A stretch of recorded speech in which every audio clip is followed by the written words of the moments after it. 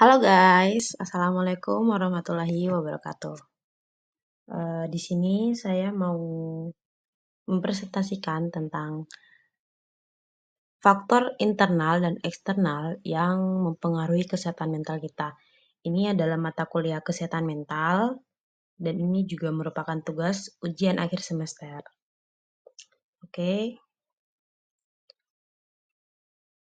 Nah, apa sih kesehatan mental itu?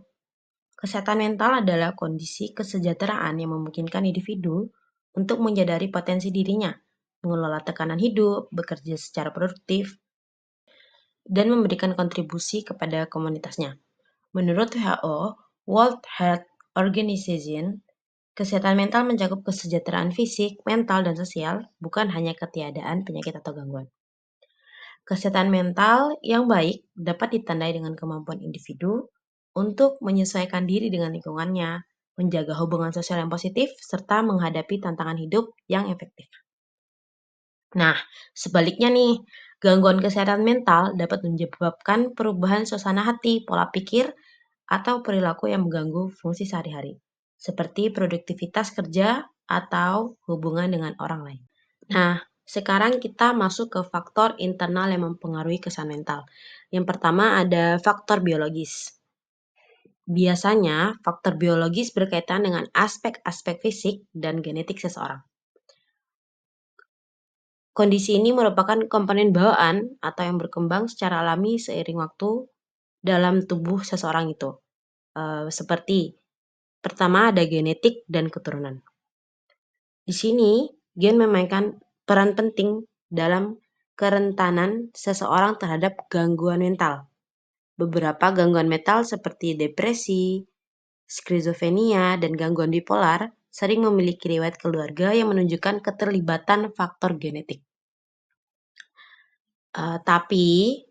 Namun bukan berarti seseorang pasti akan mengalami gangguan tersebut, melainkan ada kecenderungan atau risiko lebih tinggi jika ada riwayat genetik.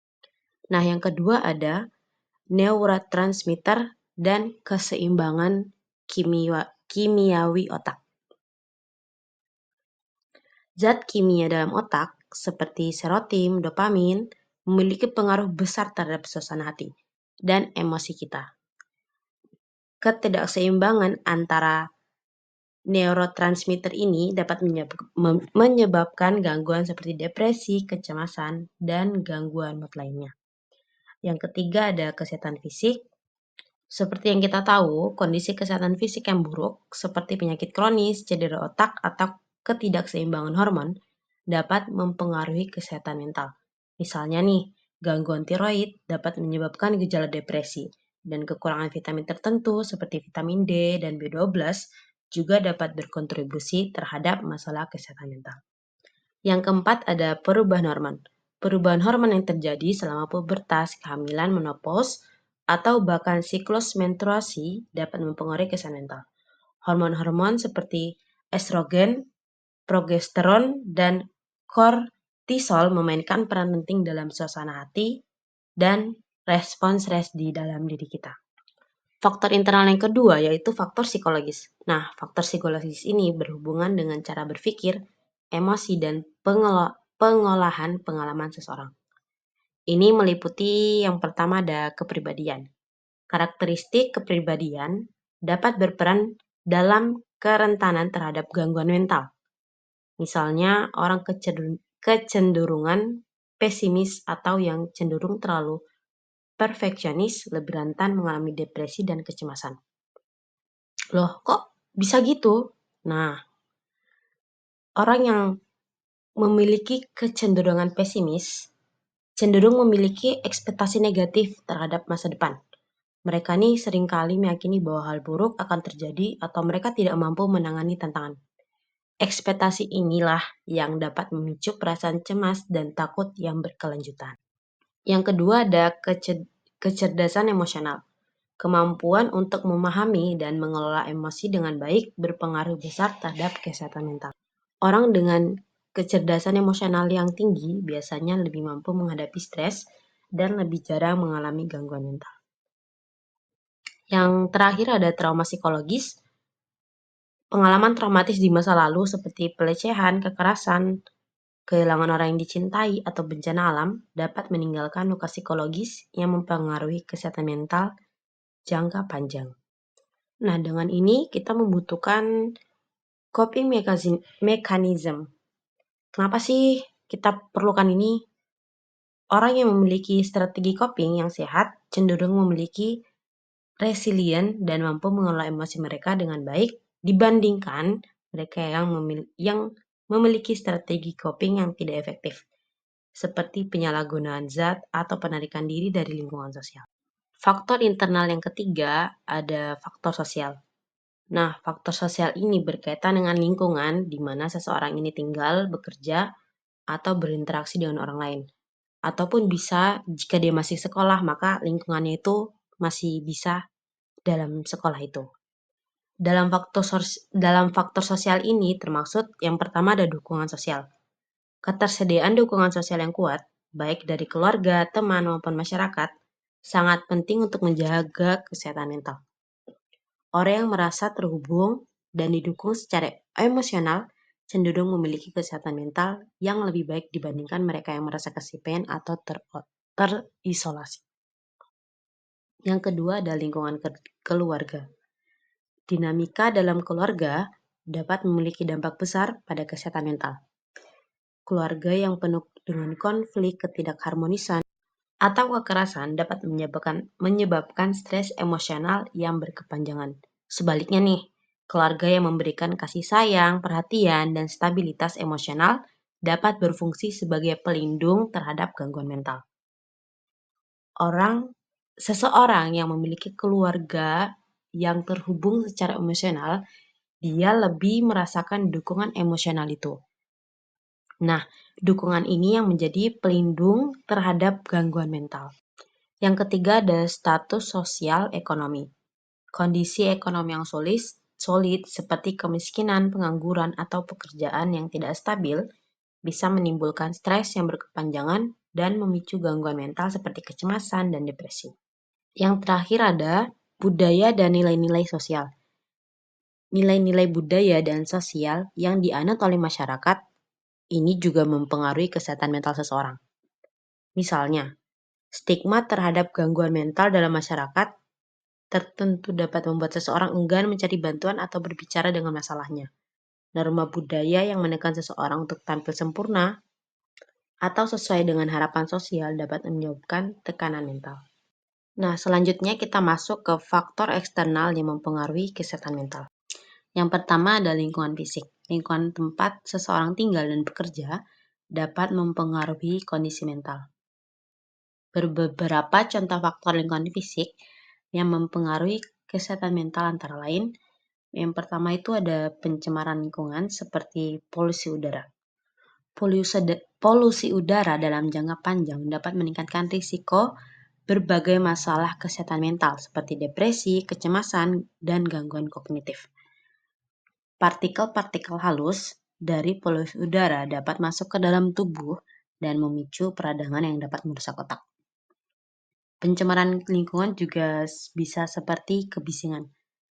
Tingkat kebisingan yang tinggi, terutama di perkotaan, dapat mengganggu tidur, meningkatkan stres, dan menyebabkan gangguan konsentrasi. Kebisingan kronis juga dikaitkan dengan peningkatan risiko hipertensi dan penyakit jantung.